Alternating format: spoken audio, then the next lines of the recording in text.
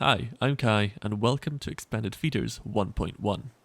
Bit of a smaller update this time around. First of all the invisible feeders are now fixed, and they use a brand new approach, so they shouldn't break with dinosaurs trying to use them. They should all work just the same as the vanilla feeders. Next, we're going to take a look at some changes to the programmable dispensers. And by the way, we will not be covering how to set these up in this showcase. This is just to showcase the update. If you want to know how these work exactly, go check out the last video, which will be down in the description. First of all, as you can see, they are now invisible. That is an option in the config file that you can enable or disable by changing this one line here to true or false. Next, both of these feeders have a new variable called spawn radius. What this does is it lets you spawn dinosaurs within a radius around the feeder rather than just in the middle, if you set it above 0. So let's do that. Let's set that to, say, 15. That's 15 meters. Set the species to Dryo, and make them spawn every 5-ish seconds. If we activate that, you'll see they're spawning all around. It just looks a little bit more natural. Next, let's take a look at the Smart Dispenser, which in addition to the spawn radius, now also comes with an area mode and the related checker radius variables. Area mode can be set to one of three things, either territory as is right now, or radius, or park. And these are auto-completed, so for example you can just type ter and it will autocomplete to territory. And as you saw there, checker radius only comes in if you selected the radius mode. Otherwise, it is just crossed out. Now what it does is it tells the dispenser where to check for the target population when it's trying to maintain it. So if you set it to say species equals Cerato, and checker mode, which is the old standard mode by the way, checker mode equals cosmetics, so it'll try to match only these cosmetics, and you have area mode set to territory, that will check every territory that overlaps this dispenser and tries to find whether or not the target population is matched within those territories, and if it isn't, it'll repopulate those territories. So for example, if we set the target population to 5, and it's within territory mode, and now we activate the building, we speed up time a little bit, you'll see it'll spawn 5 Ceratos and then stop. Now if you set the checker mode back to species, so now it'll check just the species, it doesn't matter what cosmetics they have, and then we set the area mode to park, and now we say spawn a bunch of Ceratos elsewhere outside of this territory. Let's put them here. And now we activate, you'll see that it'll only spawn 3 of them. Because there's already 2 dinosaurs that match this criteria elsewhere in the park. And finally, setting it to radius will only check within this checker radius whether or not this target population is matched. So if we set the checker radius to something like 1000, and now spawn the dinosaurs,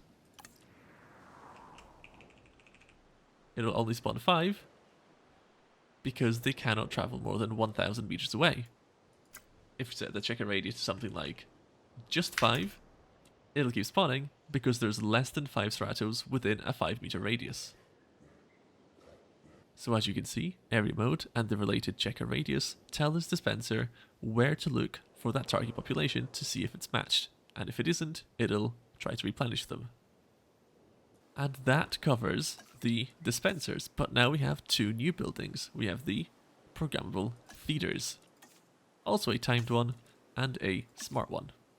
Now whereas dispensers spawn living animals that can be clicked on and interacted with because they're real dinosaurs in your park, the feeders on the other hand by default spawn dead animals that are used to feed your real dinosaurs without impacting your park rating. For example, if we set this feeder to spawn paras, And you'll see that it's set to 1 population by default, as well as spawning dead by default. And now we spawn one.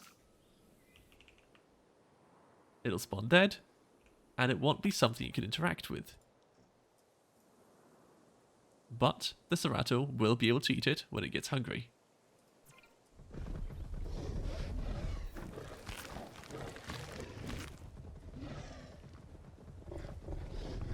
And of course, if you want to, you can set it to spawn something like, say, Dryos. Try to spawn 5 of them, and spawn them within a wider spawn radius, something like 15 meters. But at that point, make sure that the checker radius more than covers the spawn radius. So let's set that to, let's set it to 25 meters, just to be on the safe side.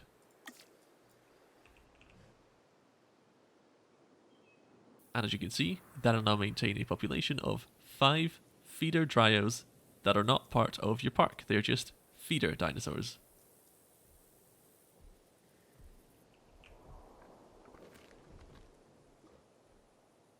And this is because these are wild dinosaurs, so they're not part of your park by default. That's sort of how this whole thing was achieved. And keep in mind that this checker will check for these exact stats, including the dead flag. So if we say increase the radius to 1000 again, or we can just set it to park, or whatever mode we want to, and then set dead equals false, it'll now try to maintain a population of 5 living Dryos. But again, ones that aren't part of your park. So you can't click on them, you can't really interact with them. However, for now, I would advise keeping the spawn dead flag set to true, because dinosaurs also cannot hunt wild dinosaurs for some reason. This is something I'll be looking to address in expanded behavior, but for now, again, just keep this set to true, otherwise they'll just sort of walk around, and they won't be edible or anything, they'll just sort of exist in the background. And of course we have both timed and smart feeder variants. Again, that's the dispensers up here, and then the feeders down here. The feeders being the ones that spawn wild animals. And now for the final thing in this update. If you go into the modding menu, you'll see all the commands and their usages listed under the expanded feeders section. So this will tell you how to use the mod. And then these down here will list all the commands as well as all the shortcuts you can use for them. So for example, this here will tell you that the pattern is set with a numeric ID or by typing random or R. But please check this in your own game and don't use this part of the showcase as a reference guide, because some of these aren't finished yet as I'm working on them. For example, checker mode, that should be checker mode and CM, it's no longer using the mode shortcut. But this will all be fixed in the release version that you can download. And I believe that about covers everything. Thank you very much, and I'll see you around.